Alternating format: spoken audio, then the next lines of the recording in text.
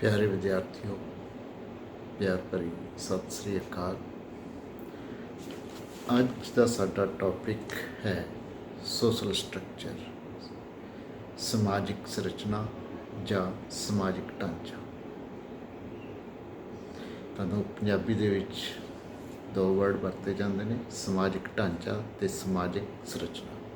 English दे विच social structure. सो समाजिक ढांचा की है? समाजिक ढांचा समाज दे विच जो भी ढांचे स्ट्रक्चर बने हुए हैं वो की ने। तो समाजिक ढांचे नूं जदों असी उसके अर्थ, उसका मीनिंग समझते हैं तो इसका मतलब ये है कि समाज दे विच कुछ यूनिट्स, कुछ इकाइयां होंदियां ने जो आपस दे विच मिल के एक ढांचे का निर्माण करदियां ने।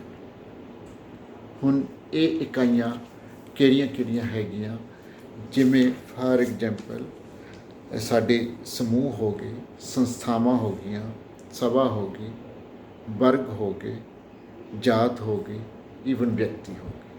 तो ये यूनिट्स ने, group, institutions, associations, class, castes and individuals, ये आपस दे विच मिल के एक ढांचे का निर्माण करते हैं।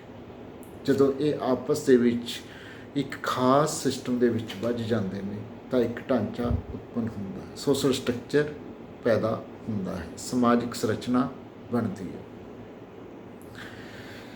तो जिमें असी एक मकान बनाना होवे तो मकान दे लिए असी वखरा वखरा समान खरीदते हैं। इट्टां चाहिदियां ने, सीमेंट चाहिदा, रेता चाहिदा, सरिया चाहिदा, बजरी चाहिदी है, लकड़ चाहिदी है। तो हुण जेकर ये सारिया चीज़ां एक थां दे उत्ते पईयां होण तो उसनूं असीं मकान नहीं कह सकते। तो जदों तक वो सारिया चीज़ां अपने एक पूरी तरह सिस्टम दे विच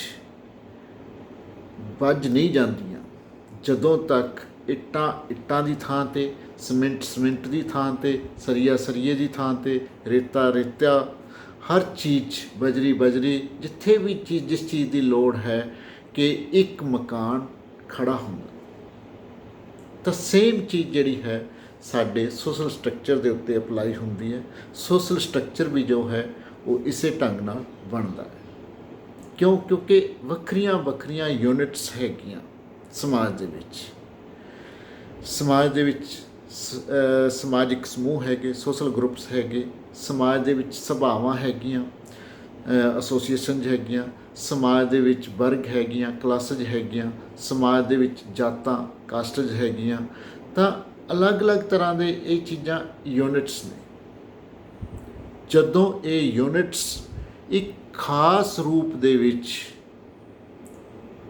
सिस्टमैटिकली ढंग नाल एक दूजे दे विच वज जाण तां उस चीज़ नूं असीं कहने आ सोशल स्ट्रक्चर। तो हुण इस नूं थोड़ा जिहा इस दे मीनिंग नूं होर खोलण दे लई, एक्सप्लोर करन दे लई असीं कुछ समाज विग्यानियां ने की किया इस दे बारे थोड़ा जिहा वो डिस्कस करांगे। सब तो पहला रैडक्लिफ ब्राउन ने इस दे मीनिंग नूं दो रूप दे विच डिफाइन किया। पहला मूर्त रूप दे विच, यानी कि concrete form. Second abstract form दे विच, यानी कि अमूर्त रूप दे विच। तो सब तो पहला जदों रैडक्लिफ ब्राउन ने समाजिक ढांचे नूं डिफाइन किया तो उसने कहा कि मनुक्खां नूं जदों असीं इकट्ठे कर दईए तो वो एक समाजिक ढांचे का निर्माण करता है, यानी कि कलैक्शन ऑफ इंडिविजुअल्स। जदों कलैक्शन ऑफ इंडिविजुअल्स होएगी तो वो एक ढांचे का निर्माण करती है। तो उस इस करके उसने इसनूं मूर्त रूप कॉन्क्रीट फॉर्म जो सानू दिखाई दिंदी है कहा। तो सैकेंड फॉर्म दे विच उसने इसनूं एब्सट्रैक्ट रूप दे विच डिफाइन किया। बाद दे विच उसने अपनी ही जो गलती सी उसनूं सुधारिया। उसने कहा नहीं कि स्ट्रक्चर जिहड़ा है कलैक्शन ऑफ इंडिविजुअल्स नहीं। तो उसने बाद दे विच कहा कि इंडिविजुअल दे विच पाए जाने वाले सोशल रिलेशनशिप्स का जिहड़ा है दे नाल ढांचा निर्माण होंदा। इंडिविजुअल जदों आपस दे विच एक दूजे दे नाल समाजिक संबंधां दे विच वजदे ने तो फिर जिहड़ा है वो एक ढांचे का निर्माण करते। तो सैकेंड टाइप दे विच उसने जो है इसनूं अमूर्त रूप दे विच डिफाइन किया, क्योंकि जदों असीं संबंधां की गल करते हैं तो वो एब्सट्रैक्ट नहीं, संबंध सोशल रिलेशनशिप वो सानू दिखाई नहीं दिंदे, तो एब्सट्रैक्ट फॉर्म है। तो सैकेंड है जी मोर्स जिंजबर्ग। तो मोर्स जिंजबर्ग ने कहा कि समाजिक संरचना का अध्ययन समाजिक संगठन के मुख भिन्न भिन्न स्वरूपों अर्थात समूहों सभावां अते संस्थावां के प्रकार ਅਤੇ इन्हां सब ਦੇ मिश्रण जिन्हां नाल समाज का निर्माण होंदा है नाल संबंधित है। The study of social structure is concerned with principal forms of social organisations, that is types of group, associations and institutions. Third है लेवी-स्ट्रॉस। लेवी-स्ट्रॉस ने सोशल स्ट्रक्चर नूं ये कहा कि सोशल रिलेशनशिप्स जो है कि वो सोशल स्ट्रक्चर का रा मटीरियल ने, यानी कि एक तरह नाल साडे जो संबंध ने वो एक कच्चा माल। तो लेवी-स्ट्रॉस कहता है कि असी इस रा मटीरियल दे विचों सोशल रिलेशनशिप्स जिहड़े हैगे उस दे विचों we can create some models. So social relations are raw material from we can make models. Ultimately these models together create social structure. So ਜਦੋਂ ਅਸੀਂ ਸਮਾਜਿਕ ਸੰਬੰਧਾਂ ਦੇ ਵਿੱਚੋਂ ਕੁਝ ਮਾਡਲ ਬਣਾ ਲੈਂਦੇ ਹਾਂ ਤਾਂ ਜਦੋਂ ਉਹਨਾਂ ਮਾਡਲਾਂ ਨੂੰ ਇਕੱਠਾ ਕਰਦੇ ਹਾਂ ਤਾਂ ਉਹ ਇੱਕ ਸਮਾਜਿਕ ਢਾਂਚੇ ਦਾ ਨਿਰਮਾਣ ਕਰਦੇ ਨੇ, ਸੋਸ਼ਲ ਸਟਰਕਚਰ ਕ੍ਰੀਏਟ ਕਰਦੇ ਨੇ। ਲਾਸਟ ਹੈ ਜੀ ਟਾਲਕਟ ਪਾਰਸਨ। ਟਾਲਕਟ ਪਾਰਸਨ ਅਨੁਸਾਰ ਸਮਾਜਿਕ ਸੰਰਚਨਾ ਸ਼ਬਦ ਨੂੰ ਪਰਸਪਰ ਸੰਬੰਧਿਤ ਸੰਸਥਾਵਾਂ, ਏਜੰਸੀਆਂ ਅਤੇ ਸਮਾਜਿਕ ਪ੍ਰਤੀਮਾਨਾਂ ਅਤੇ ਨਾਲ ਹੀ ਸਮੂਹ ਵਿੱਚ ਹਰੇਕ ਮੈਂਬਰ ਦੁਆਰਾ ਗ੍ਰਹਿਣ ਕੀਤੇ ਗਏ ਪਦਾਂ ਅਤੇ ਰੋਲਾਂ ਦੀ ਵਿਸ਼ੇਸ਼ ਤਰਤੀਬ ਜਾਂ ਕਰਮਬੱਧਤਾ ਦੇ ਲਈ ਵਰਤਿਆ ਜਾਂਦਾ ਹੈ। Social structure is the term applied to the particular arrangement of interrelated institutions, agencies and social patterns, as well as that the statuses and roles which each person assume in the group. So ਇਹ ਸੀਗੀਆਂ ਕੁਝ ਸੋਸ਼ੋਲੋਜਿਸਟ ਦੀਆਂ definitions ਜਾਂ ਉਹਨਾਂ ਦੇ social structure ਦੇ ਉੱਤੇ ਵਿਚਾਰ। ਤਾਂ ਸੋਸ਼ਲ ਸਟਰਕਚਰ ਅਲਟੀਮੇਟਲੀ ਕੀ ਹੈ ਕਿ ਸਮਾਜ ਦੇ ਵਿੱਚ ਕੁਝ ਯੂਨਿਟਸ, ਕੁਝ ਇਕਾਈਆਂ ਨੇ ਜਿਨ੍ਹਾਂ ਨੂੰ ਮਿਲ ਕੇ ਇੱਕ ਢਾਂਚੇ ਦਾ ਨਿਰਮਾਣ ਹੁੰਦਾ ਹੈ। ਤਾਂ ਕਿਸੇ ਵੀ ਥਾਂ ਨੂੰ ਤੁਸੀਂ ਲਓਗੇ ਤਾਂ ਉਸ ਦੇ ਵਿੱਚ ਕੁਝ ਢਾਂਚਾ ਜਿਹੜੇ ਹੈਗੇ ਡਿਵੈਲਪ ਹੁੰਦੇ ਨੇ। ਤਾਂ ਢਾਂਚਿਆਂ ਦੇ ਮਿਲਣ ਦੇ ਨਾਲ ਇੱਕ ਇਕਾਈਆਂ ਦੇ ਮਿਲਣ ਦੇ ਨਾਲ ਇੱਕ ਢਾਂਚੇ ਦਾ ਨਿਰਮਾਣ ਬਣਦਾ ਹੈ, ਇੱਕ ਸੋਸ਼ਲ ਸਟਰਕਚਰ ਦਾ ਨਿਰਮਾਣ ਹੁੰਦਾ ਹੈ। ਤਾਂ ਸੋ ਅਲਟੀਮੇਟਲੀ ਅਸੀਂ ਕਹਿ ਸਕਦੇ ਹਾਂ ਕਿ ਸਮਾਜ ਦੇ ਵਿੱਚ ਕੁਝ ਇਕਾਈਆਂ ਜਿਵੇਂ ਸਮਾਜਿਕ ਸਮੂਹ, ਸੋਸ਼ਲ ਗਰੁੱਪਸ, ਸਭਾਵਾਂ, ਐਸੋਸੀਏਸ਼ਨਸ, ਕਲਾਸਿਸ, ਵਰਗ, ਜਾਤਾਂ, ਕਾਸਟਸ ਤਾਂ ਈਵਨ ਇੰਡੀਵਿਜੂਅਲਸ ਇਹ ਯੂਨਿਟਸ ਮਿਲ ਕੇ ਇੱਕ ਸਮਾਜ ਦਾ ਢਾਂਚੇ ਦਾ ਨਿਰਮਾਣ ਕਰਦੇ ਨੇ। ਤਾਂ ਹੁਣ ਸੈਕਿੰਡ ਪਾਰਟ ਅਸੀਂ ਇਸ ਦੀਆਂ ਕਰ ਰਹੇ ਹਾਂ ਕਰੈਕਟਰਿਸਟਿਕਸ ਆਫ ਸੋਸ਼ਲ ਸਟਰਕਚਰ, ਸਮਾਜਿਕ ਸੰਰਚਨਾ ਦੀਆਂ ਵਿਸ਼ੇਸ਼ਤਾਵਾਂ। ਤਾਂ ਇਸ ਦੀਆਂ ਵਿਸ਼ੇਸ਼ਤਾਵਾਂ ਦੇ ਵਿੱਚ ਸਭ ਤੋਂ ਪਹਿਲੀ ਹੈ social structure provide the idea of outer farm of society. ਸਮਾਜਿਕ ਸੰਰਚਨਾ ਸਮਾਜ ਦੇ ਬਾਹਰੀ ਰੂਪ ਨੂੰ ਪ੍ਰਗਟ ਕਰਦੀ ਹੈ। ਤਾਂ ਜਦੋਂ ਅਸੀਂ ਸੋਸ਼ਲ ਸਟਰਕਚਰ ਦੀ ਗੱਲ ਕਰਦੇ ਹਾਂ ਤਾਂ ਸੋਸ਼ਲ ਸਟਰਕਚਰ ਇੱਕ ਤਰ੍ਹਾਂ ਨਾਲ ਸਾਨੂੰ ਅੰਦਾਜ਼ਾ ਦੇ ਦਿੰਦਾ ਹੈ ਕਿ ਇੱਕ ਥਾਂ ਦੇ ਵਿੱਚ ਕਿਹੜੀਆਂ ਕਿਹੜੀਆਂ ਚੀਜ਼ਾਂ ਨੇ, ਤਾਂ ਉਸ ਸਟਰਕਚਰ ਦੇ ਵਿੱਚ ਜਿਹੜਾ ਹੈ ਸਮਾਜ ਦਾ ਢਾਂਚਾ ਕਿਵੇਂ ਬਣਦਾ। ਤਾਂ ਪੂਰਾ ਸੁਸਾਇਟੀ ਦੇ ਵਿੱਚ ਜਿਹੜਾ ਹੈਗਾ ਇੱਕ ਤਰ੍ਹਾਂ ਨਾਲ ਢਾਂਚਾ ਜੋ ਵੀ ਡਿਵੈਲਪ ਹੁੰਦਾ ਤਾਂ ਉਸ ਦੀ ਆਊਟਰ ਫਾਰਮ ਦਾ ਅੰਦਾਜ਼ਾ ਸਾਨੂੰ ਹੋ ਜਾਂਦਾ ਹੈ। ਕਿਉਂਕਿ ਸਟਰਕਚਰ ਜੋ ਬਣਨਾ ਹੈ ਉਹ ਯੂਨਿਟਸ ਦੇ ਨਾਲ ਬਣਨਾ ਹੈ। ਤਾਂ ਯੂਨਿਟਸ ਕਿਹੜੀਆਂ ਕਿਹੜੀਆਂ ਨੇ ਤਾਂ ਉਹ ਸਾਰੀ ਚੀਜ਼ਾਂ ਗੱਲ ਕਲੀਅਰ ਹੋ ਜਾਂਦੀ ਹੈ। ਤਾਂ ਸਾਨੂੰ ਆਊਟਰ ਆਈਡੀਆ ਆਫ ਸੁਸਾਇਟੀ, ਸਮਾਜ ਦਾ ਬਾਹਰੀ ਜੋ ਰੂਪ ਹੈ ਉਸ ਦਾ ਅੰਦਾਜ਼ਾ ਹੋ ਜਾਂਦਾ ਹੈ। ਸੈਕਿੰਡ ਹੈ ਜੀ ਸਮਾਜਿਕ ਸੰਰਚਨਾ ਦਾ ਸੰਕਲਪ ਇੱਕ ਅਮੂਰਤ ਸੰਕਲਪ ਹੈ, ਯਾਨੀ ਕਿ ਸੋਸ਼ਲ ਸਟਰਕਚਰ ਇਜ਼ ਐਬਸਟਰੈਕਟ, ਅਮੂਰਤ। ਤਾਂ ਅਮੂਰਤ ਤੋਂ ਕੀ ਮਤਲਬ ਹੈ ਜਾਂ ਐਬਸਟਰੈਕਟ ਤੋਂ ਕੀ ਮਤਲਬ ਹੈ? ਅਮੂਰਤ ਜਾਂ ਐਬਸਟਰੈਕਟ ਉਹ ਚੀਜ਼ਾਂ ਹੁੰਦੀਆਂ ਨੇ ਜੋ ਸਾਨੂੰ ਦਿਖਾਈ ਨਹੀਂ ਦਿੰਦੀਆਂ, ਨਾ ਹੀ ਅਸੀਂ ਉਹਨਾਂ ਨੂੰ ਛੂ ਸਕਦੇ ਹਾਂ। We cannot see or touch the things. Only we can feel that. ਉਹਨਾਂ ਨੂੰ ਸਿਰਫ ਮਹਿਸੂਸ ਕੀਤਾ ਜਾ ਸਕਦਾ ਹੈ। ਤਾਂ ਸਮਾਜਿਕ ਸੰਰਚਨਾ ਨੂੰ ਅਸੀਂ ਨਾ ਵੇਖ ਸਕਦੇ ਹਾਂ, ਨਾ ਛੂ ਸਕਦੇ ਹਾਂ, ਸਿਰਫ ਤੇ ਸਿਰਫ ਮਹਿਸੂਸ ਕਰ ਸਕਦੇ ਹਾਂ ਕਿ ਹਾਂ ਇੱਕ ਢਾਂਚਾ ਹੈ, ਇੱਕ ਸੋਸ਼ਲ ਸਟਰਕਚਰ ਹੈ। ਤਾਂ ਇਸ ਕਰਕੇ ਅਸੀਂ ਕਹਿੰਦੇ ਹਾਂ ਕਿ ਸੋਸ਼ਲ ਸਟਰਕਚਰ ਇਜ਼ ਐਬਸਟਰੈਕਟ, ਸਮਾਜਿਕ ਸੰਰਚਨਾ ਅਮੂਰਤ ਹੈ। ਥਰਡ ਹੈ ਜੀ every society has it's on structure. ਹਰੇਕ ਸਮਾਜ ਦੀ ਆਪਣਾ ਸਮਾਜਿਕ ਢਾਂਚਾ ਜਾਂ ਸਮਾਜਿਕ ਸੰਰਚਨਾ ਹੁੰਦੀ।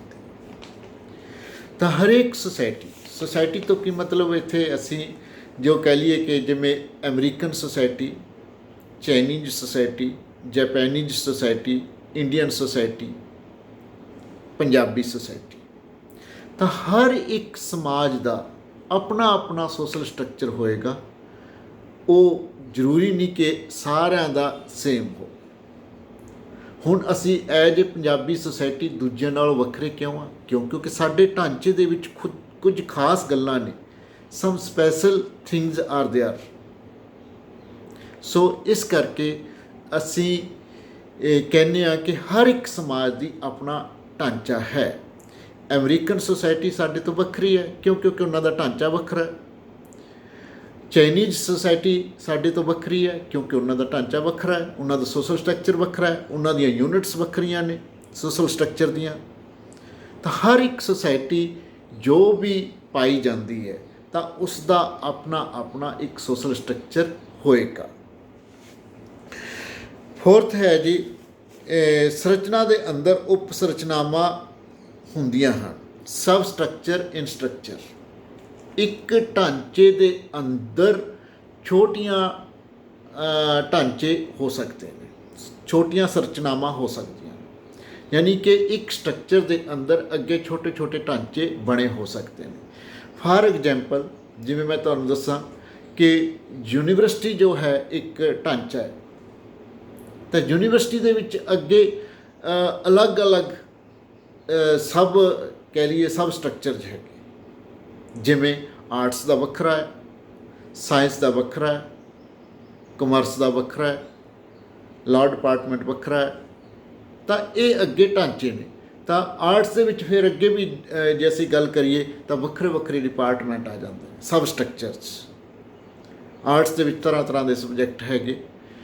ਸਾਡਾ ਸੋਸ਼ੀਓਲੋਜੀ ਹੈ, ਪੋਲੀਟੀਕਲ ਸਾਇੰਸ ਹੈ, ਇਕਨੋਮਿਕਸ ਹੈ, ਪਬਲਿਕ ਐਡਮਿਨਿਸਟ੍ਰੇਸ਼ਨ ਹੈ, ਤਾਂ ਤਰ੍ਹਾਂ ਤਰ੍ਹਾਂ ਦੇ ਡਿਪਾਰਟਮੈਂਟਸ ਜਿਹੜੇ ਨੇ ਉਹ ਆ ਜਾਂਦੇ ਨੇ।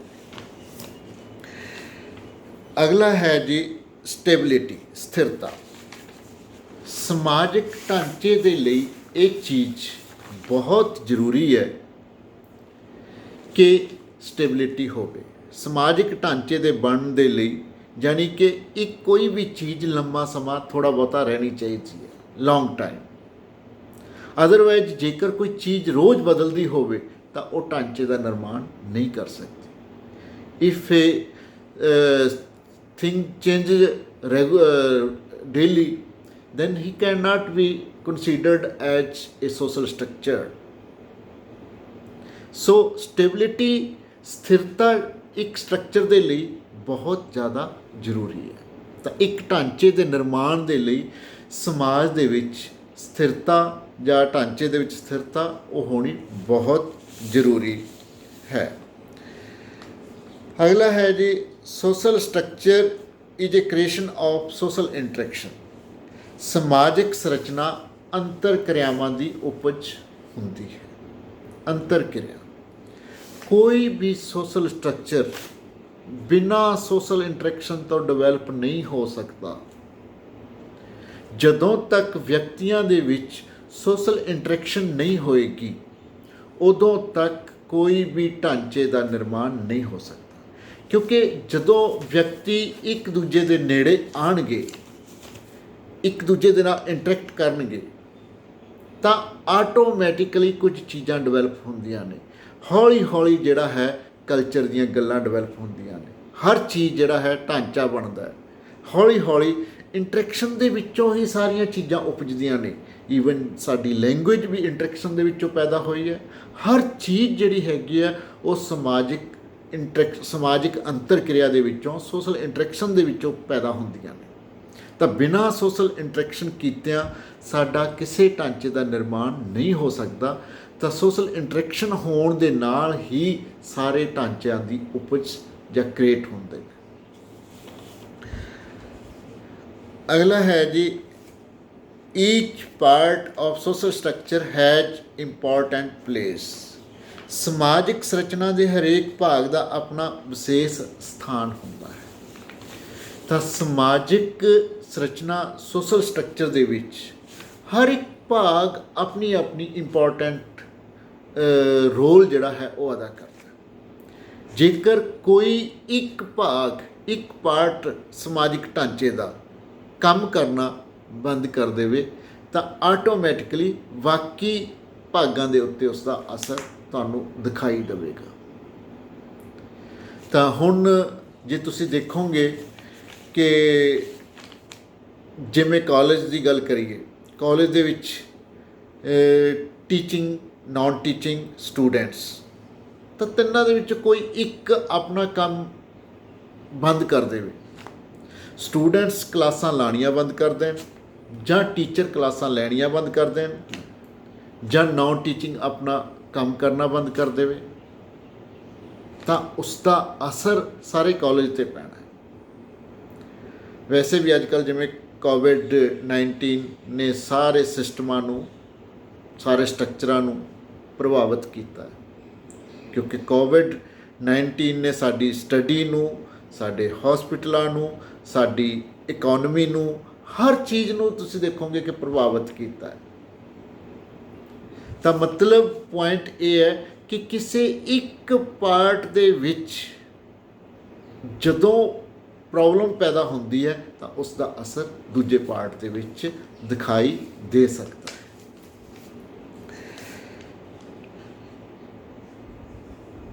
ਨੈਕਸਟ ਪੁਆਇੰਟ ਹੈ ਜੀ ਕੋਈ ਵੀ ਸਮਾਜਿਕ ਸੰਰਚਨਾ ਪੂਰਨ ਤੌਰ 'ਤੇ ਕਾਰਜਾਤਮਕ ਨਹੀਂ ਹੁੰਦੀ।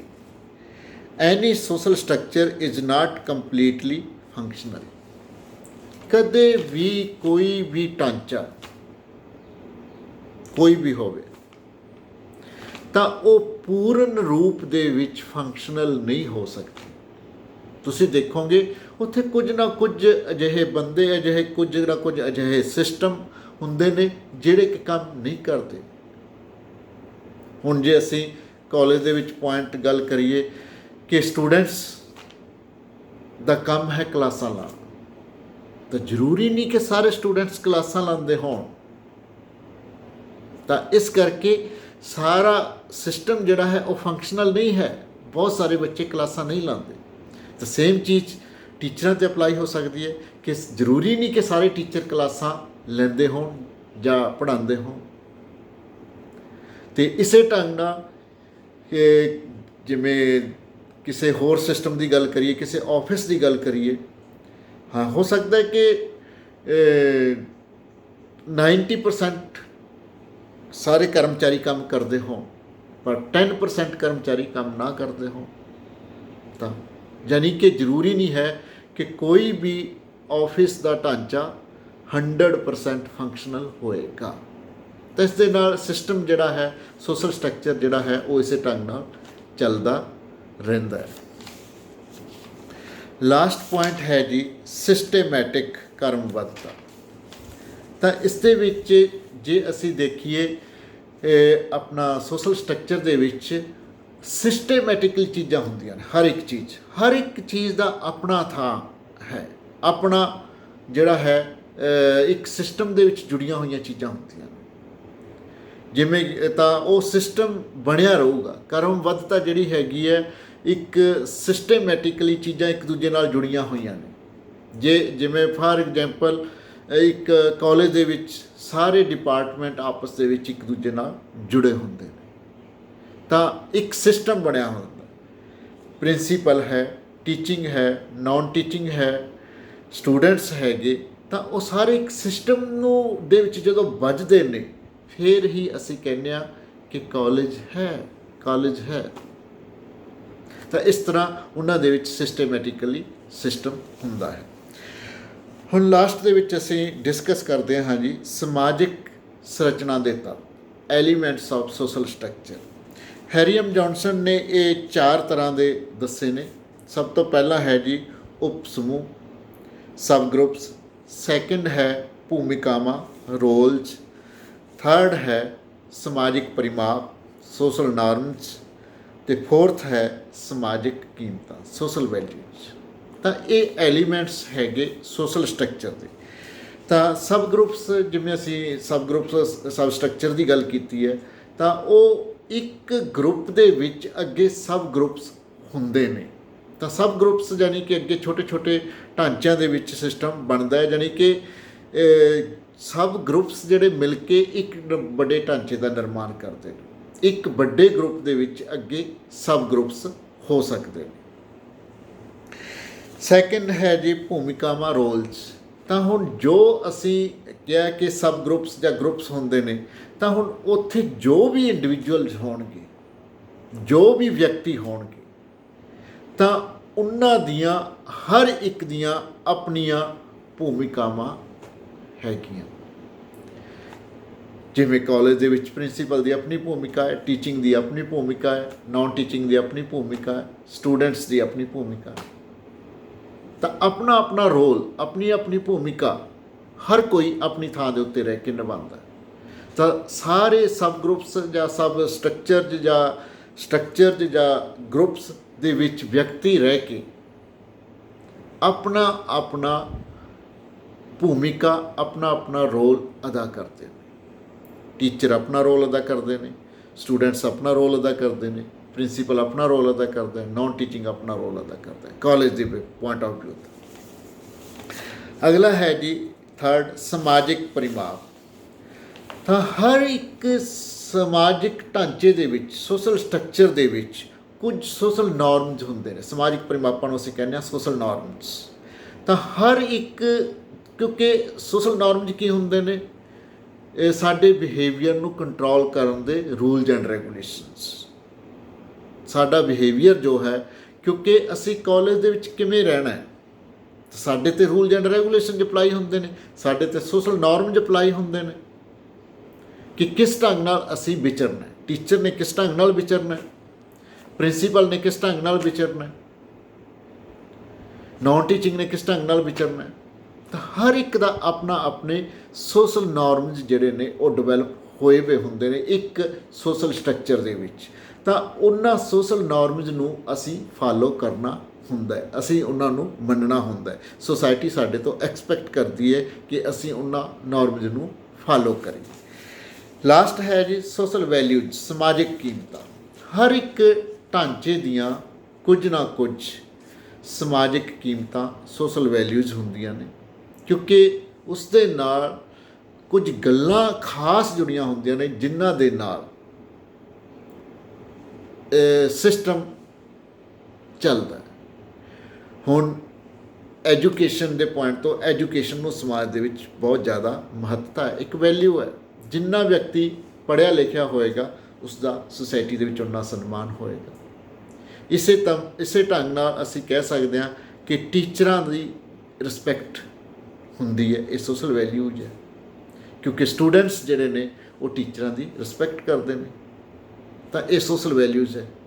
ਤਾਂ ਪੁਆਇੰਟ ਇਹ ਹੈ ਕਿ ਇੱਕ ਸੋਸ਼ਲ ਸਟਰਕਚਰ ਦੇ ਵਿੱਚ ਸੋਸ਼ਲ ਨੋਰਮਸ ਦੇ ਨਾਲ ਨਾਲ ਸੋਸ਼ਲ ਵੈਲਿਊਜ਼ ਵੀ ਹੁੰਦੀਆਂ ਨੇ, ਸਮਾਜਿਕ ਕੀਮਤਾਂ ਵੀ ਹੁੰਦੀਆਂ ਨੇ, ਜਿਸ ਦੇ ਨਾਲ ਸੋਸ਼ਲ ਸਟਰਕਚਰ ਚੱਲਦਾ ਹੈ। ਤਾਂ ਇਹ ਸਾਰਾ ਕੁਝ ਅਸੀਂ ਡਿਸਕਸ ਕੀਤਾ, ਸੋਸ਼ਲ ਸਟਰਕਚਰ ਦਾ ਮੀਨਿੰਗ, ਸੋਸ਼ਲ ਸਟਰਕਚਰ ਦੀਆਂ ਕਰੈਕਟਰਿਸਟਿਕਸ ਅਤੇ ਸੋਸ਼ਲ ਸਟਰਕਚਰ ਦੇ ਐਲੀਮੈਂਟਸ। Thank you.